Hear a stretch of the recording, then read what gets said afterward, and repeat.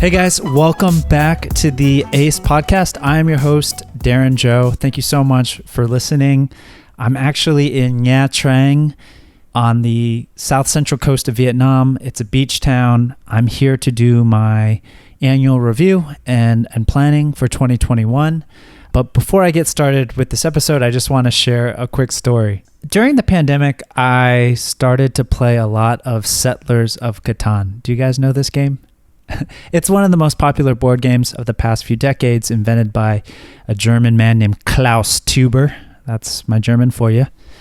But it's a really just amazing game of strategy and negotiation where you basically are building roads, settlements, and cities to earn points and to be the first person to 10 points. And you're acquiring 5 different types of resources to do this, whether they're sheep, wool, rock, brick, or wood. And you trade them with your opponents to see, who can build the most settlements and cities to get those 10 points first. At one point during the pandemic, I realized I'd played 150 hours of Catan within 5 weeks. So yeah, it was borderline unhealthy, obsessive perhaps, but hey, I needed to let off some steam. It's a very social game. You can play with your friends. It's a great way to spend some time together and to compete and have fun and to sharpen your brain. After like the first week or so of playing so much Catan online, I realized that I was hurrying from game to game because each game lasts about 30 to 45 minutes. It's super intense. You're super into the game. You're thinking the whole time. And then because you mess up or one of your opponents is a total idiot and he makes the wrong move, or you press the wrong button and you make the wrong trade or whatever it is, you lose the game. And that's a significant chunk of time of life that you've lost.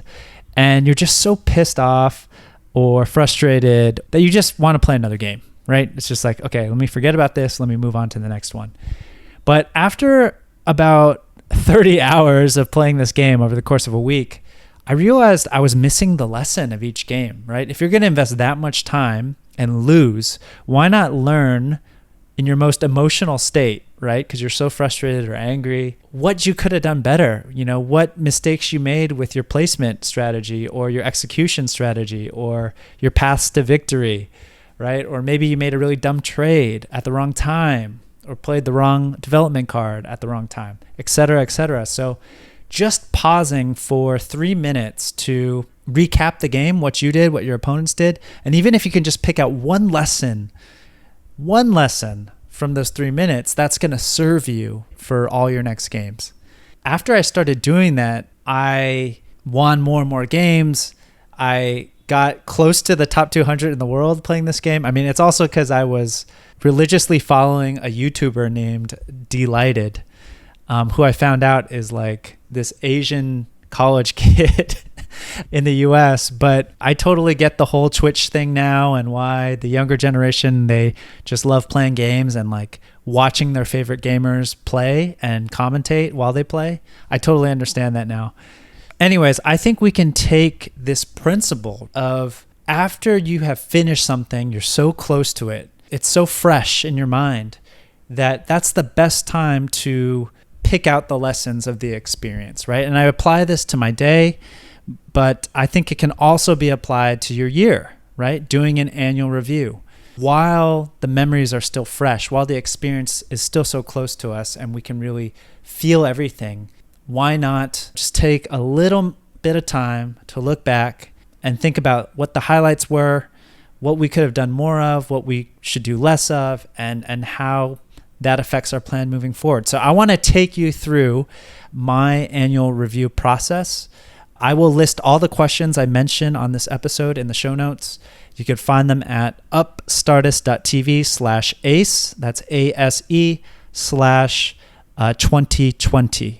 So no need to take a lot of notes. You can just go straight to the post and all the questions will be there if you want to use the same ones for your annual review. And so I hope this inspires you to do your own, while at the same time, I'm able to share with you guys kind of the highs and lows of this past year and how I'm thinking about it.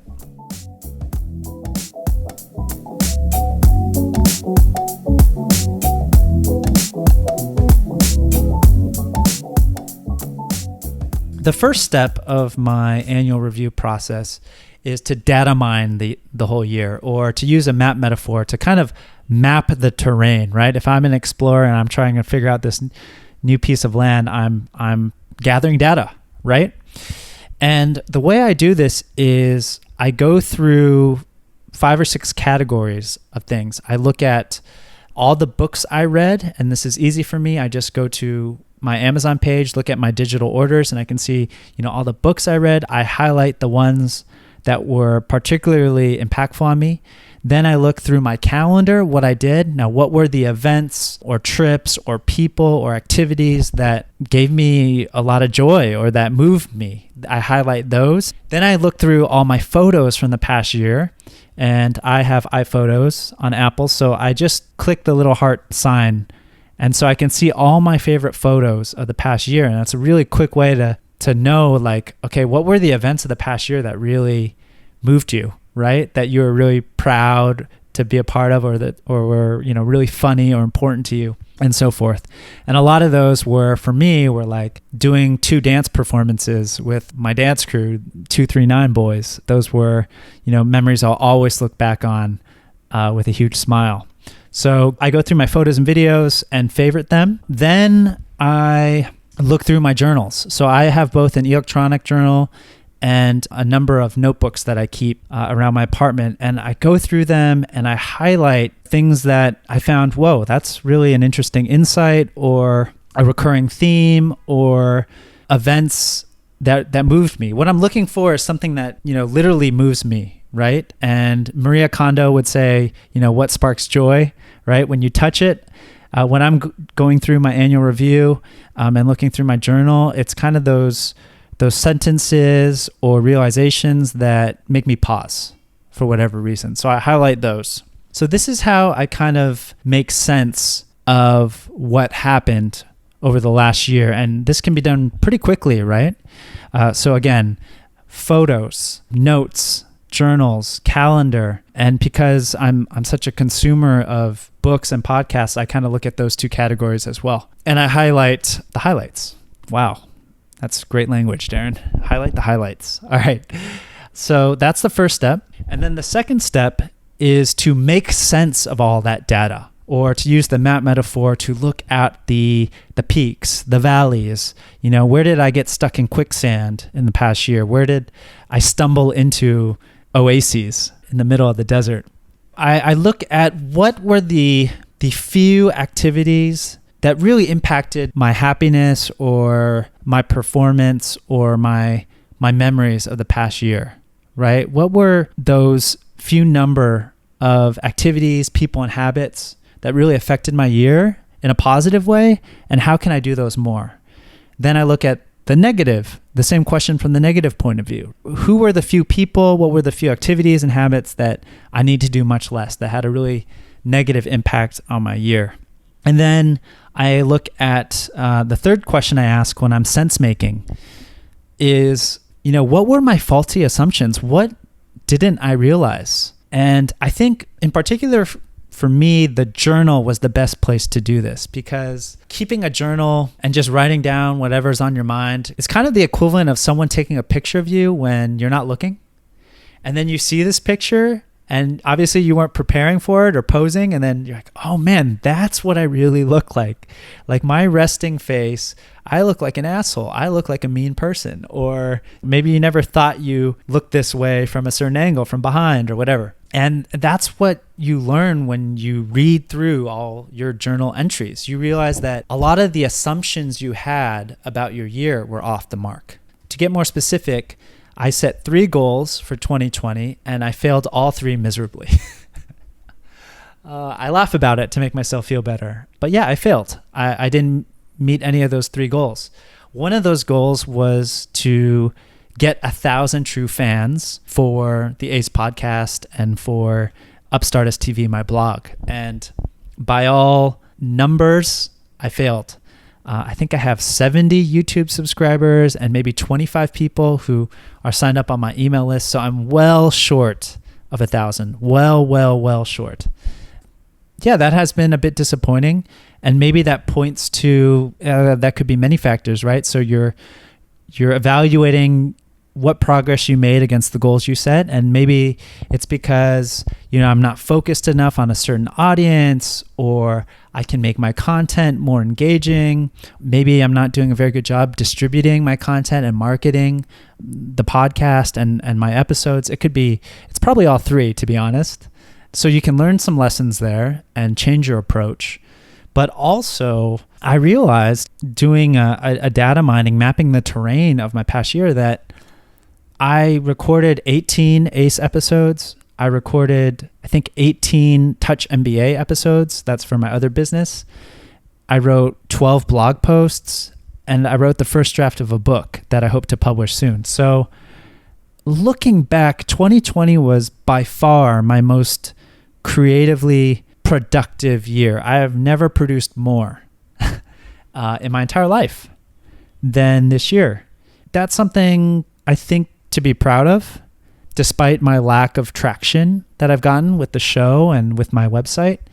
I also learned another important lesson from this year, which is I haven't made 1 cent from the podcast or my blog, and that was never really my goal to begin with, but still, it's so much time and effort put into something, and you hope to see some sort of traction, whether that's followers or financially. But yeah, I didn't make 1 cent, but what? I continue to do this. I continue to go through the pain / joy of writing. I love to host the show, and I realize this is something I want to do for the rest of my life. That was a big realization for me, and yeah, moving forward, I can think about other ways and other paths to get more distribution or to get paid to host a show. Maybe I can be an employee of someone else who's looking to start a podcast, for example.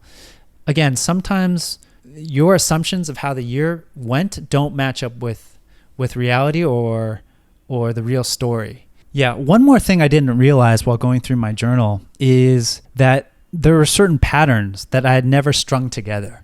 And I think that's because oftentimes our subconscious is trying to say something, but maybe we don't hear it. But if, over the course of the year, the same theme starts coming up in various forms over and over, you need to pay attention. And it's something I never realized about how many times over the course of the year I was employing myself to work with more courage, to bring more courage to my creative work, to my relationships, and to my life in general. And so that is going to be one of the main themes moving forward for me. But I would never have realized this if I hadn't gone back to do an annual review.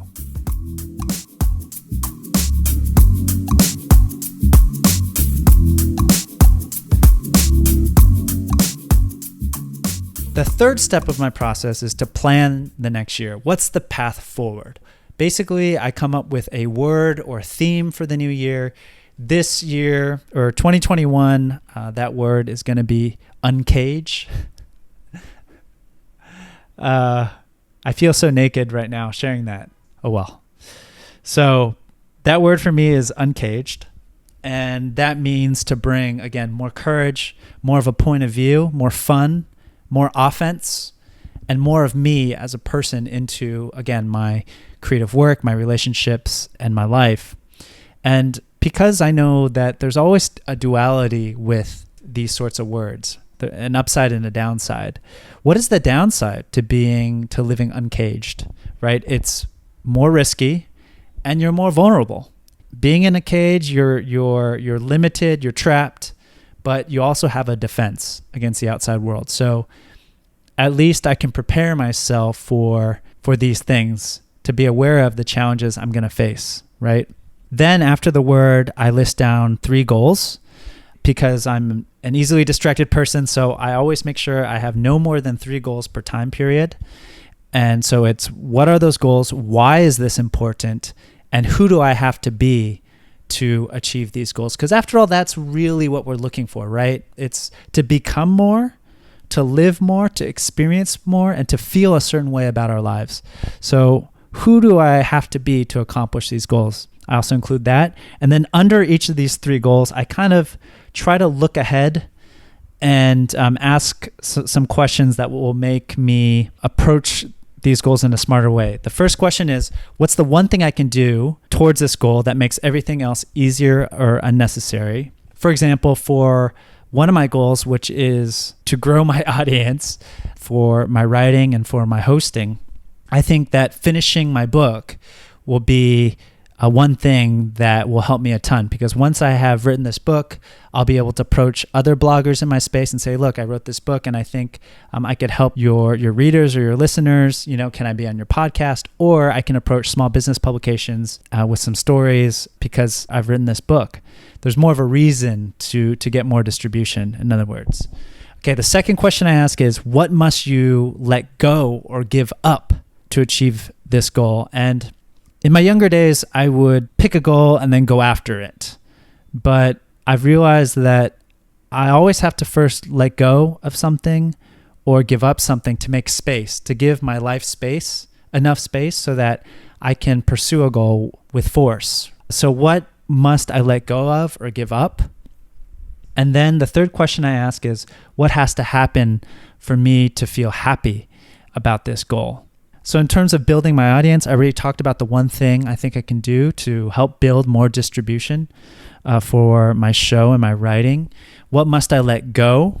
I wrote down 3 things: the technical production and design and marketing of each episode takes so much time, and it's not really the core of what I'm doing. So maybe I can hire people so I can let go of that part of the work.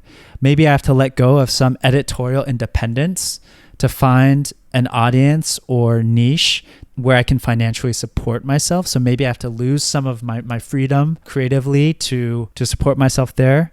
Another one is letting go of social media and chat apps before lunch. Okay, this is a whole nother episode, but just that freedom of space and of being focused and unbothered to create is so important, is something I realized. So those are 3 things I could let go. What has to happen for me to feel happy here? I think it's that I'm disciplined with my output, whether it's on a weekly or bi-weekly basis. And the second thing that would make me happy is I'm disciplined with my outreach for distribution and help. I just approach X number of bloggers, approach X number of publications, talk to people who have done it well and learn from what they've done, and just be disciplined and organized about it. And if I do those 2 things and I'm still not getting any traction, well, then we'll cross that bridge when I get there. But at least I can feel like I gave it my best shot. So that's an example of how I would break down, right, one of my goals and try to think about it from the future. So yeah, that's my process. Oh, and then I take those 3 goals for 2021 and break them down under each goal. Like, what's one thing I want to do for the first quarter to focus on to achieve those goals? For extra credit, I also think it's important, because our lives we don't live in vacuums, right? Our work lives are very much affected by what's going on in the world. So at the very minimum, thinking about how your industry is changing, how the technology is changing in your industry, and how maybe the market structure of your industry is changing. I think it's important to think about and have a point of view in terms of where to be, where to best position yourself to take advantage of those things. But I'm also thinking about, so market structures, new technology, demographics, what's happening in the world politically. Living abroad as an American, I have to be very conscious of this stuff, but I think business-wise, it's also very important. What were some of the surprise findings of your year? Maybe there's opportunities to innovate there. So Peter Drucker calls this, looking outside the window. Literally, I have a window right here. Looking outside the window, what has taken place and what the inevitable trends are because of what has happened. I think that's important.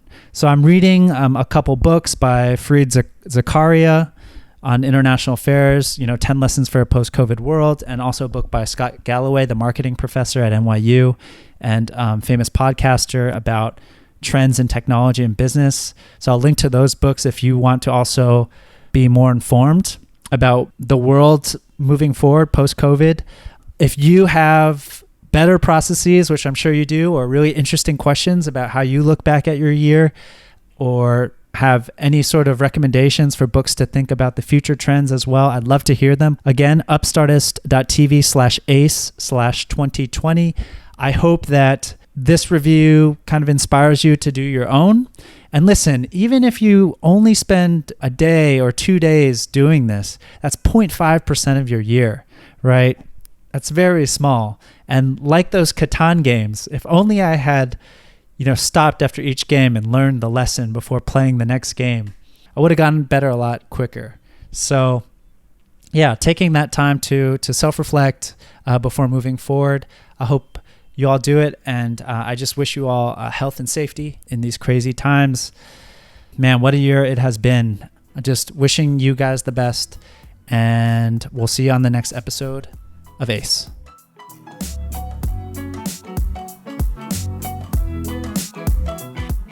Thank you so much for listening, and if you enjoyed this episode, please press subscribe and leave us a review on your podcast app. It helps more people discover this show. Also, you can find all the show notes and links mentioned in this episode at upstartist.tv/ACE. That's ASE. Hope to see you there.